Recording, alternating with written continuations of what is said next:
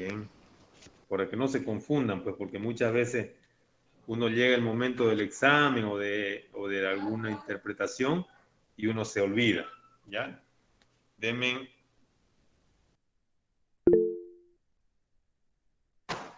denme un minuto, voy a cerrar una puerta.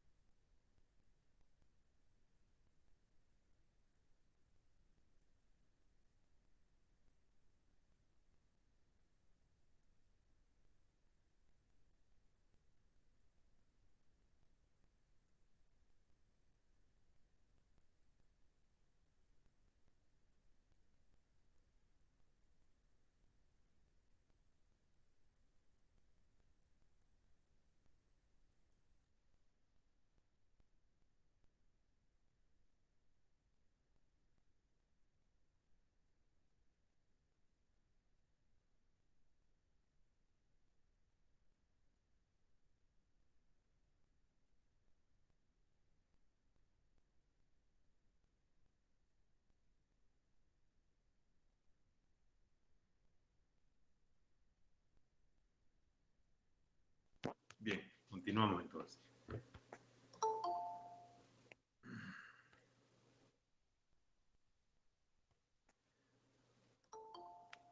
El problema, bueno, aquí la eventuación es una secuela posquirúrgica, ¿no? El problema básico es la reparación primaria de las eventraciones. Es la tensión a lo que se ve forzada la línea de sutura. No nos olvidemos que ya hay una cirugía anterior, los tejidos han sido incididos, ha habido una cicatrización, por ahí ha habido una infección, porque como van a ver más adelante, la primera causa de eventración es la infección de sitio quirúrgico, ¿no? Eh, la supuración, la aparición de seroma, la aparición de pus en la incisión.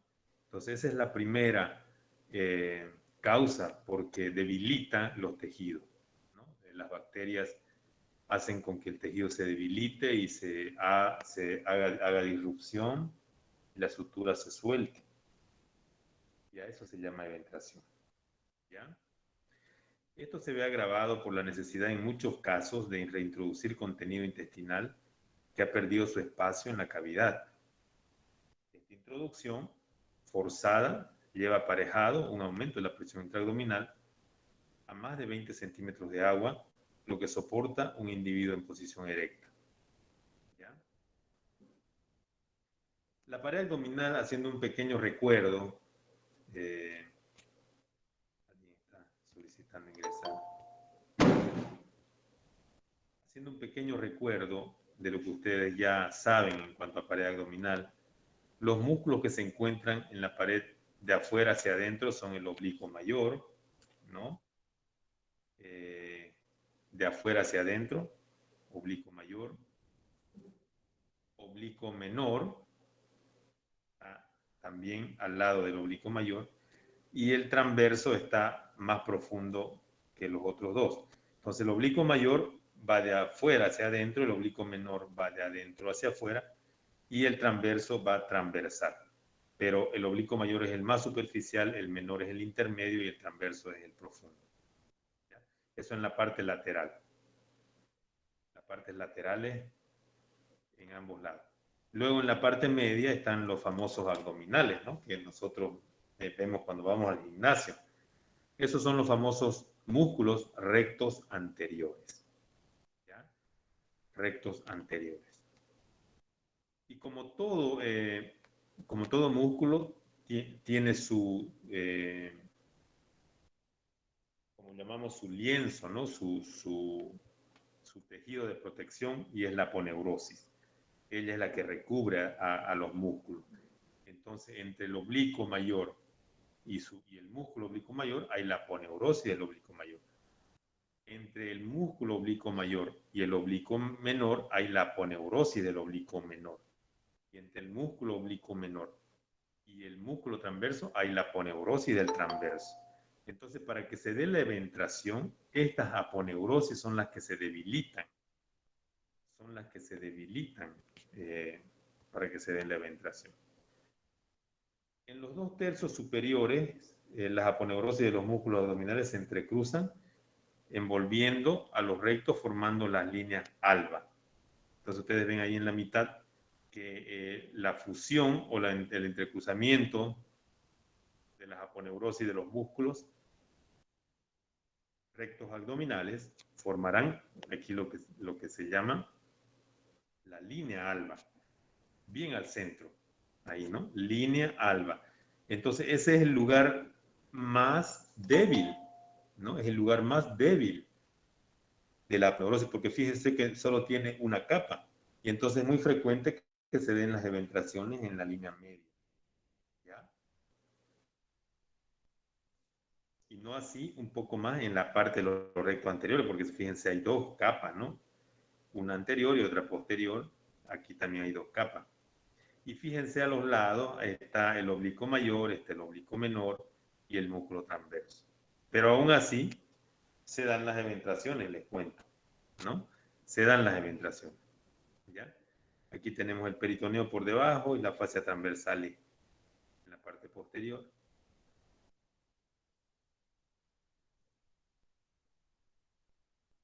Un esquema bastante interesante. Y volvemos a repetir la imagen. Este es en el tercio superior, ¿no? En los 2/3 superiores de los músculos abdominales. Y este es en el tercio inferior. En el tercio inferior dice la aponeurosis de todos los músculos abdominales pasan todas por delante de los rectos, fíjense, en el tercio inferior. A diferencia de en los 2/3 superiores, que la aponeurosis de los músculos se entrecruzan, envolviendo a los rectos y formando la línea alba. Pero ya en el tercio inferior, la aponeurosis de todos los músculos abdominales pasan todas por delante.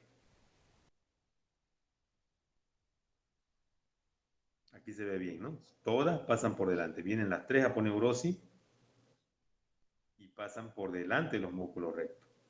¿Ya? A diferencia de los 2/3 superiores, donde las aponeurosis pasan por delante y por detrás y se entrecruzan en la línea media formando la línea alba.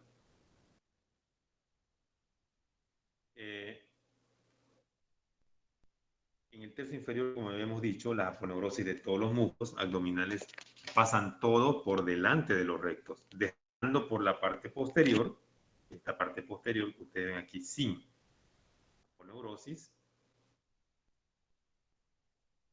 solo a las fascias transversales, formando así un punto herniario, o sea, mucho más fácil de herniar en la parte inferior del abdomen que en la parte superior.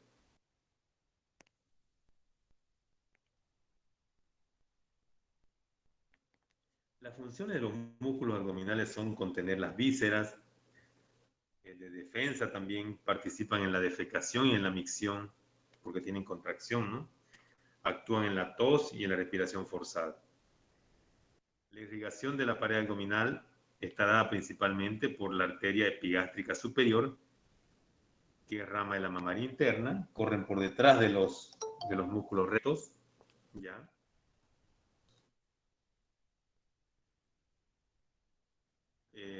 La epigástrica inferior, que es la rama de la ilíaca externa, que corre por debajo de los músculos rectos también en la parte inferior, ¿ya?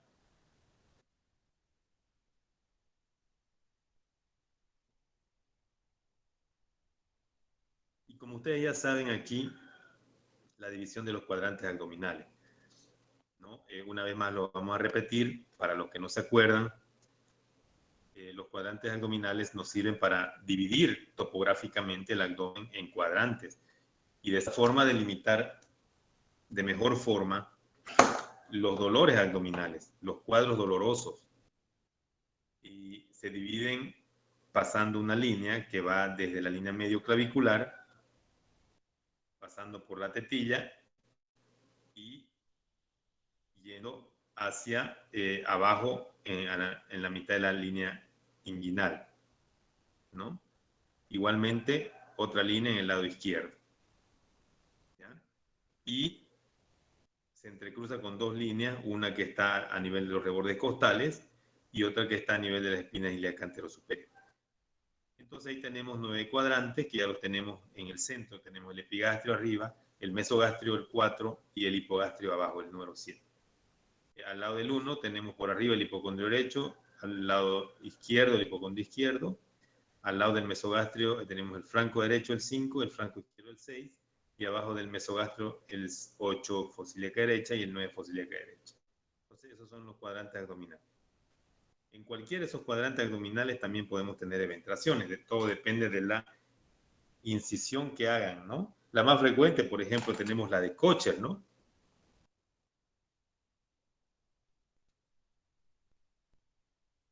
En el flanco derecho. La de McBarney, Roque Davis, en la fosílica derecha. La parotomía exploradora en la infraumbilical, tanto en el epigastrio, mesogastrio como hipogastrio. En el lado izquierdo no son muy frecuentes las incisiones, así que un poco difícil las eventraciones, pero es bien frecuente también en el 6 la incisión para cirugía de riñón, igual en el 5.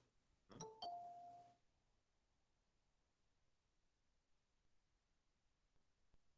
Bien. Ahora la eventración en sí mismo es, como definición, la salida del contenido abdominal a través de una debilidad quirúrgica de la pared abdominal. Y aquí vemos, por ejemplo, una eventración. Nos fijamos que hay una cicatriz mediana infraumbilical, ¿no? Por ahí está saliendo la eventración y se ha debilitado hacia arriba también. Eh, eventración proviene del latín ex fuera y verter vientre, perdón. Latín ex fuera y venter igual vientre. La epidemiología de la eventración ocurre en un 4.7% a 13% de las laparotomías, según distintas series estudiadas, y obviamente uno a veces pierde la prevalencia de las eventraciones, que sería muy interesante estudiar también al año, ¿no? Una idea de cuántas eventraciones, cuál es el porcentaje de eventraciones tenemos. Y a veces uno pierde el seguimiento de los pacientes y los pacientes tienen su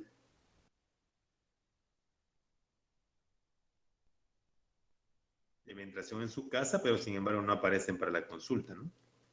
Tienen miedo ya de operarse. Entonces no tenemos una prevalencia clara de la eventración. ¿Ya? Fíjense que de las laparotomías, según distintas series estudiadas, la eventración ocurre entre un 4 al 13%, es alto el nivel de prevalencia de eventración. Los factores etiológicos tenemos la obesidad, el embarazo, después de una incisión abdominal mediana, hilos de suturas débiles o absorbibles, los hilos de sutura trenzados, y me refiero al Vicril o a otros, son más susceptibles de inoculación bacteriana porque como tienen trenzas, tienen ranuras, entonces la bacteria inocula más fácilmente en ese lugar y va causando secreción purulenta, infección, debilitamiento, eh, sección de la fibra de la aponeurosis, y eso hace con que se debiliten la aponeurosis, ¿no? La edad avanzada también es un factor interesante, la debilidad general, la desnutrición, los accesos de tos.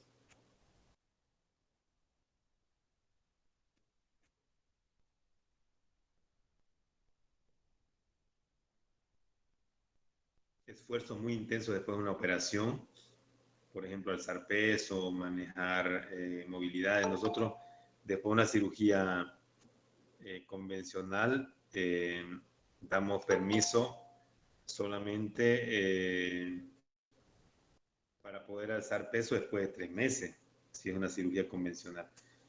Eh, Después una cirugía laparoscópica por el ombligo, por ejemplo, como la que yo realizo en la cirugía sin huellas, le doy permiso al paciente para que pueda alzar peso a partir del quinto día, ¿no? Con la laparoscópica clásica, la de 4 puertos, les da hoy permiso para que alcen peso a partir del 15º día. Fíjense cómo los tiempos se acortan en una cirugía abierta, 3 meses, ¿no? En una cirugía sin huella, 5 días para poder alzar peso. Entonces, se está cortando, 85 días se está cortando el paciente. Imagínense la diferencia.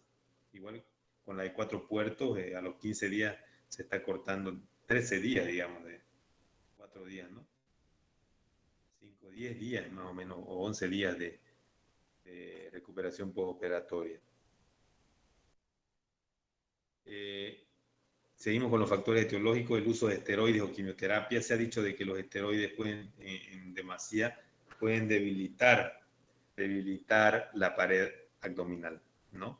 Las ascitis porque aumenta la presión intraabdominal, las diálisis peritoneales porque aumentan la presión intraabdominal.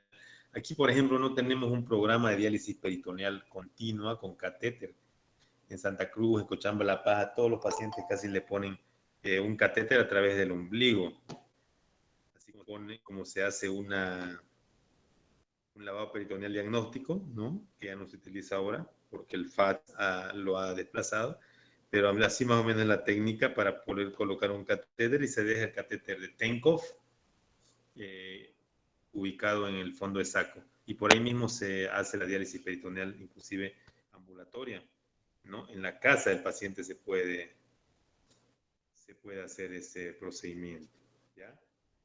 Una infección de la herida, obviamente, es el más importante, yo diría el más importante, infección de la herida, para que haya una eventración, hematomas también, y la técnica quirúrgica, si usted no hace una buena sutura, ¿no? Se debe también, aquí podrán soltarse los puntos en las eventraciones, ¿no? Pero no es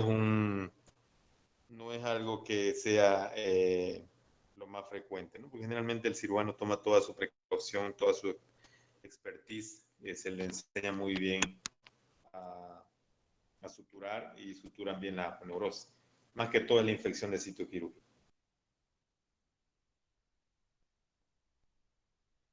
Los factores adyuvantes de la falta de cicatrización tenemos déficit de vitamina C, diabetes mellitus, infecciones, inmunosupresores, todo lo que pueda debilitar al paciente, ¿no? Dentro de las clasificaciones tenemos eventraciones agudas, llamadas evisceraciones también, y eventraciones crónicas. Las eventraciones agudas son aquellas que se dan en pacientes críticos, generalmente que están en UTI, donde a veces el cirujano ha tenido que cerrar el abdomen, no le ha puesto la bolsa de Bogotá y sin embargo ese paciente a veces por hipoproteinemia, hipoalbuminemia o también por tener mucha presión intraabdominal, edema de asas intestinales, abre totalmente la pared, están todas las capas de la pared, la del peritoneo, la aponeurosis, el celular subcutáneo y la piel, y los intestinos salen hacia afuera, el contenido abdominal sale hacia afuera, eso se llama evisceración, ¿ya? Y tenemos las eventraciones crónicas. Dentro de las eventraciones agudas o evisceraciones se dividen en dos también. La cubierta, que es las vísceras atraviesan los componentes de la pared abdominal, pero quedan contenidos por los puntos de la herida, o sea, por la piel. Esa es una eventración contenida, evisceración contenida, perdón. Y la evisceración abierta ya sería que las vísceras atraviesan todos los puntos de la herida y quedan expuestas directamente al exterior. ¿Y qué es lo que se hace en ese caso? En la contenida, por ejemplo, puede quedarse así y toda la vida puede quedarse así, hasta que después se le pueda poner una prótesis, una cirugía programada. En la aguda, cuando las vísceras salen, lo primero que hay que hacer es poner un paño húmedo y tapar las vísceras tratar de introducir lo más que se pueda, y la que queden afuera se la tapa con un lienzo húmedo, ¿no? Tiene que estar siempre humidificada, ¿ya? Los elementos de la ventración tenemos el anillo, que es formado por los bordes musculares retraídos e invadido por tejido fibroso de diferentes formas y tamaños. Es el anillo, ¿no? Por donde sale la ventración. El saco se genera cuando se inicia la separación musculoponeurótica, ¿ya?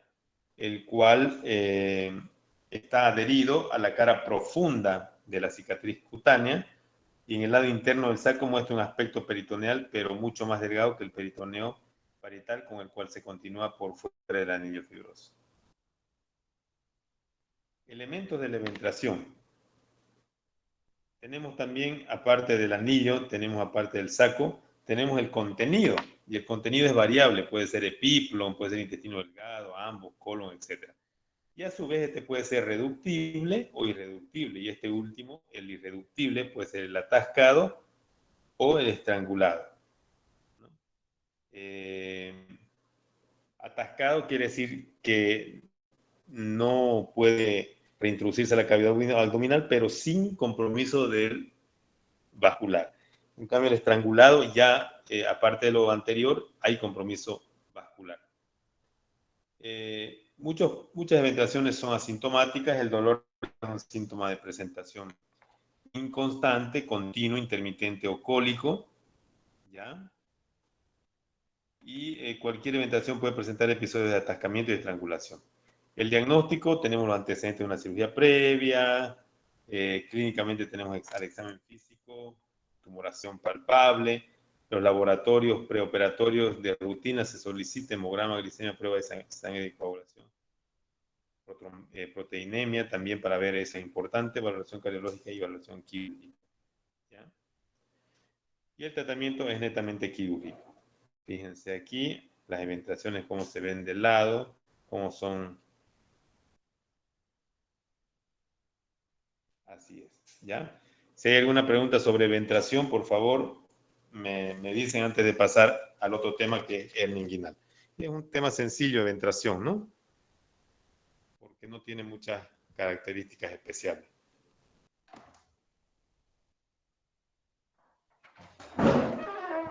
A ver qué dicen algunos. ¿Alguna pregunta?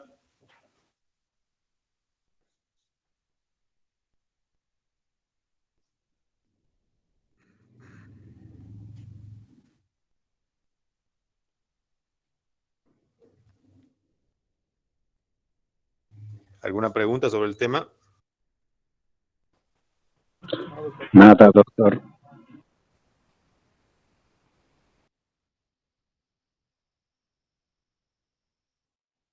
¿Han visto alguna vez alguna ventración? ¿Alguno de sus familiares? ¿Alguien tal vez? Yo sí, doctor. No, doctor.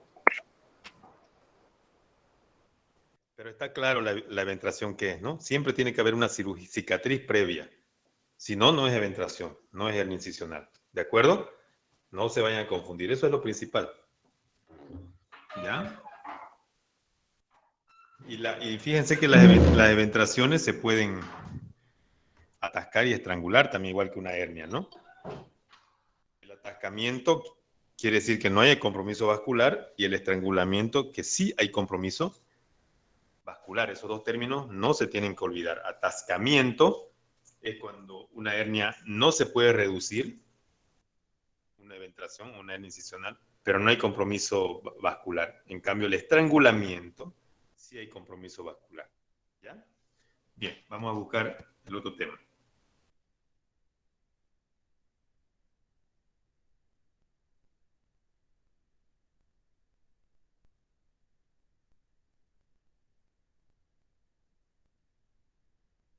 Doctor, hablar encarcerado también está cierto o es término que no se utiliza?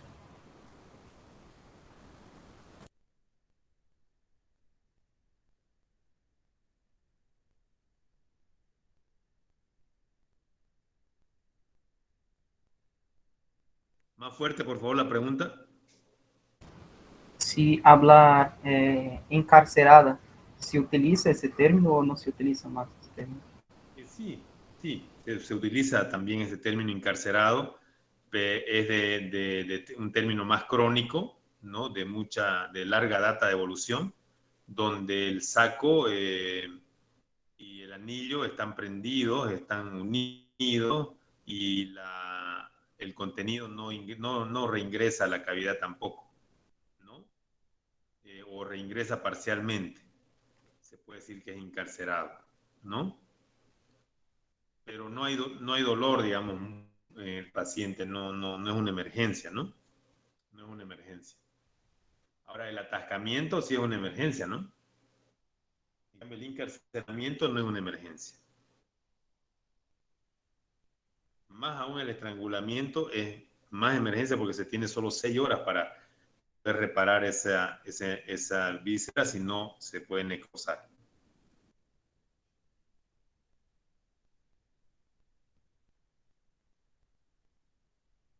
Siempre las 6 horas, ¿no? Se han fijado que las 6 horas es para todo, ¿no? 6 horas para poder observar un paciente, 6 horas para que no se necrose el intestino. Bien. Aquí empezamos con hernia inguinal. Y la hernia inguinal, hay algunos términos que son propios de la eventración también, pero que generalmente se comparten con la hernia inguinal. Dice, es una protrusión, la hernia es una protrusión o salida de una víscera a través de una debilidad congénita o adquirida de la pared abdominal. Otro concepto dice protrusión o salida ocasional o permanente de una víscera o tejido a través de un orificio o defecto de la pared abdominal anatómicamente constituido. Pero siempre es la protrusión o salida, ¿no?, de una víscera a través de un orificio o debilidad, ya sea congénita o adquirida de la pared abdominal. Otro dice potencial debilidad o abertura anómala con o sin protrusión en una capa cerrada. Otro dice protrusión de un órgano a través de una abertura de la pared de la cavidad que lo contiene. Pero en realidad el que más me gusta a mí, el primero, es la protrusión o salida de una víscera a través de una debilidad congénita o adquirida de la pared abdominal. Bien simple, ¿no? En la nomenclatura tenemos, de acuerdo a su localización, tenemos las hernias inguinales, ¿no?, que están en la región inguinal. La región inguinal es aquella que va desde la espina ilíaca antero superior a la espina del pubis, ¿ya? Tenemos la hernia crural, que es en la parte lateral. Tenemos la hernia obturatriz, también en la parte lateral. La hernia isquiática, también en la parte lateral. La hernia perineal, en el peritoneo. La hernia diafragmática, en el diafragma. La hernia ventral, que es incisional aquí también, que es esta de aquí. Luego tenemos la hernia epigástrica, en la región epigástrica. La hernia umbilical en el ombligo. La hernia semilunar a nivel de los oblicuos, con el recto, ¿no? Entonces, según su localización, tienen esa nomenclatura, las hernias, ¿ya? De acuerdo al contenido del saco herniario, o sea, ¿qué contiene el saco herniario? Y ustedes me dirán, pero doctor, ¿qué es el saco? El tejido que se debilita de la pared abdominal, con el tiempo se va debilitando más y se va formando como un saco, ¿no?, como una bolsa. Mientras más años, más grande el saco y más grande la hernia. Entonces, a eso se llama el saco.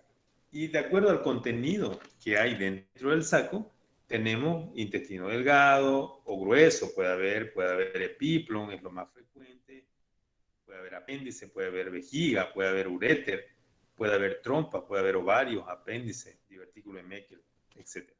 Muchas veces hay inflamación del divertículo de Meckel en el saco herniario y bueno, coincidentemente hay que operarlo y ahí mismo se encuentra el divertículo de Meckel y hay que retirarlo.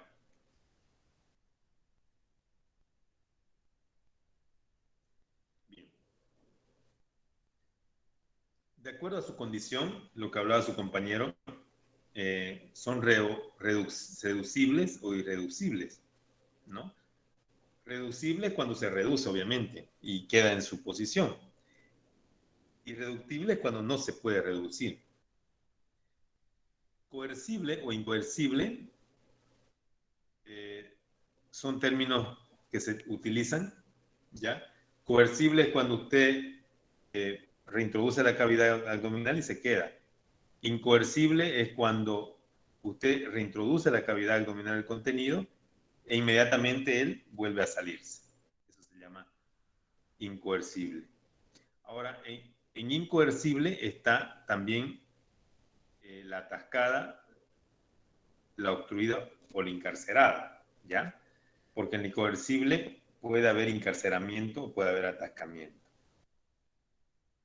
Y ustedes saben que atascamiento es aquel que no tiene compromiso vascular y la encarcerada es aquel que por ser muy crónico el saco se ha adherido a los bordes, a los lados, a las vísceras y es difícil de reducirlo.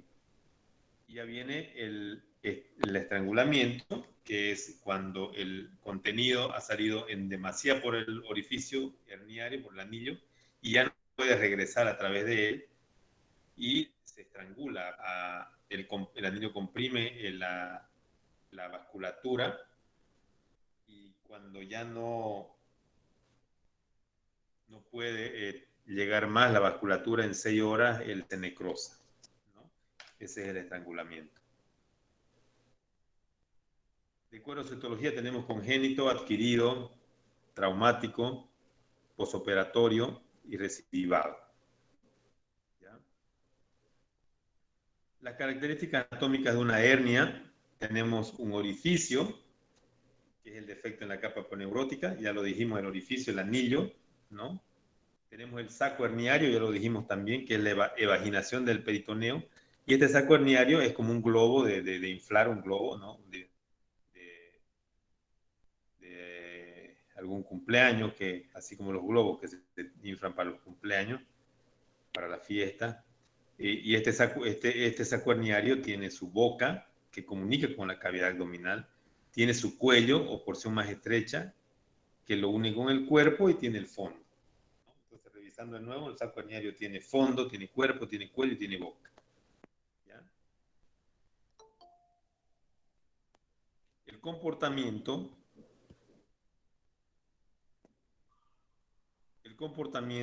puede ser, otra vez volvemos a repetir, estrangulado, que es una hernia encarcerada que no se reduce porque tiene más de 6 horas y hay compromiso vascular. La atascada, hernia que no se reduce pero sin compromiso vascular. La coercible se reduce y permanece ahí cierto tiempo. La incoercible es la que se reduce y sale inmediatamente. La reductible es posible devolver el contenido a su localización anatómica. La irreductible es que no se reduce, generalmente anillo estrecho, encarcerada, aguda y dolorosa, crónica sintomática. La de Richter, que es el pellizcamiento de la pared antimesentérica del intestino, con un tránsito normal.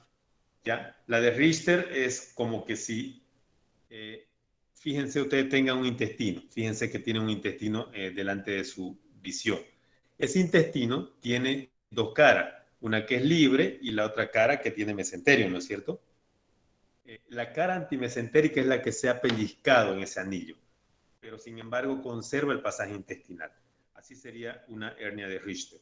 La hernia de Littré se llama cuando el contenido del saco herniario es el divertículo de Mecke. Es la hernia de Littré, ¿ya?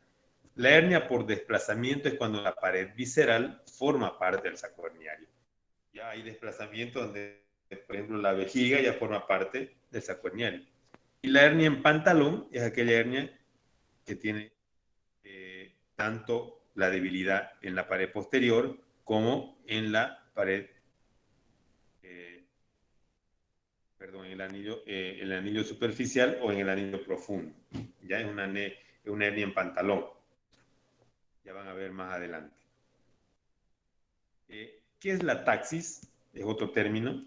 La taxis es la manipulación necesaria que usted, alumno, o yo, docente, vamos a hacer con las manos, yendo a palpar la hernia para reducirla a la víscera atrapada en un saco herniario.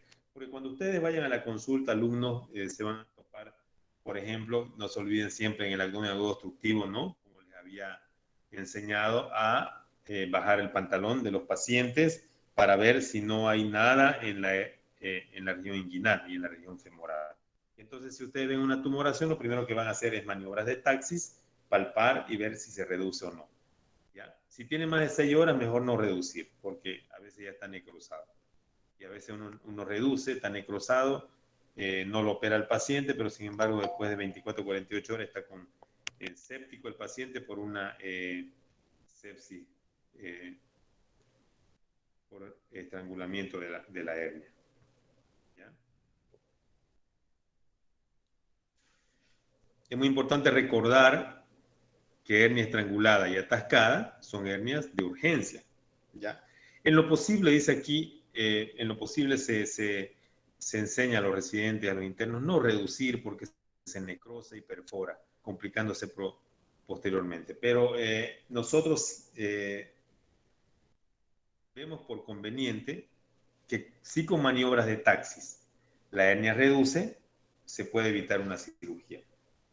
Y obviamente tendría que tener menos de 6 horas de evolución, ¿no? Ahora, hernia diagnosticada, hernia operada, ¿ya? Ahora, anatomía de la pared anterior de la región inguinal. Todas las hernias de la pared abdominal afectan las mismas capas de tejido: piel, grasa subcutánea, fascia de escarpa, músculos, oblicuo mayor, menor, transverso, fibras musculares o aponeurosis, recto mayor del abdomen, fascia transversal y peritoneo parietal. Entonces ahí están contenidos casi todas las capas del abdomen. ¿Ya? La hernia inguinal en la que un asa intestinal entra en el conducto inguinal, aquí por ejemplo, ocupando a veces en el hombre el saco escrotal. Fíjense cómo ha habido desplazamiento de esta asa intestinal con su saco herniario a través del orificio herniario hacia el testículo. Se llaman hernias inguinoescrotales. Aquí también el intestino pasa hacia el escroto o a la ingle. Fíjense, ¿no?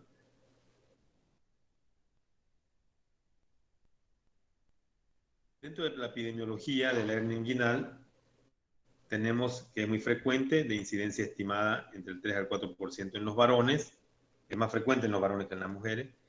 En el envejecimiento, la incidencia y probabilidad de estrangulación y la necesidad de hospitalización son mayores. El 1.3 al 3% se complican por estrangulación y la estrangulación varía según la localización y la antigüedad.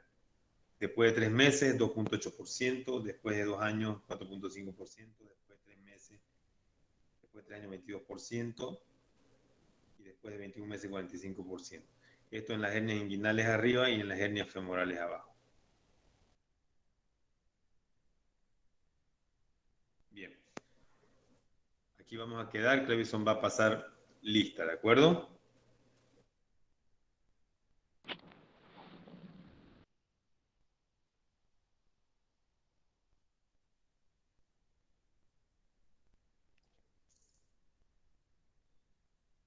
Perfeito, doutor. Agora.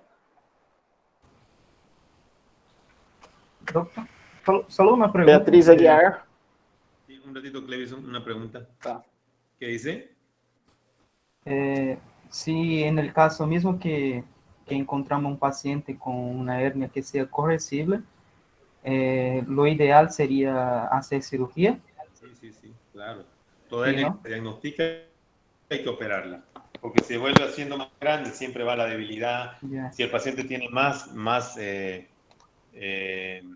esfuerzo intraabdominal, de la presión intraabdominal más grande va a ser la hernia siempre. Y en el caso también de que el paciente llega, ¿no?, a consulta, hablando que ya ocurrió varias veces y él mismo se hizo la reducción, ¿no? Tenemos que sospechar que podría estar pasando por un proceso infeccioso, porque no sé si... Porque lo que comprendí es que se pasan las 6 horas. Probablemente haya necrosis. Ahí. Entonces, Pero en ahí, el digamos, caso... si él mismo la redujo, habría que observarlo ya al paciente, porque no vamos a saber si está necrosado o no. Habría que observarlo al paciente, internarlo y someterlo a observación. Si el paciente tiene un deterioro hemodinámico y deterioro de las funciones vitales y además irritación peritoneal, con seguridad que probablemente esa asa está inviable y hay que entrar a resecar. Pero si el paciente mantiene sus signos vitales estables, no tiene fiebre, no tiene ninguna descompensación, seguramente solo estaba atascada, ¿no? Listo. Adelante, Clevison. Beatriz, la primera. Beatriz Presente. Aguiar. Presente. La segunda, Tá. Johnny Alarcón. Johnny. Belleza. Adelante. Fabiana Aqui, presente. Alcazar. Fabiana Alcazar. Alejandro José.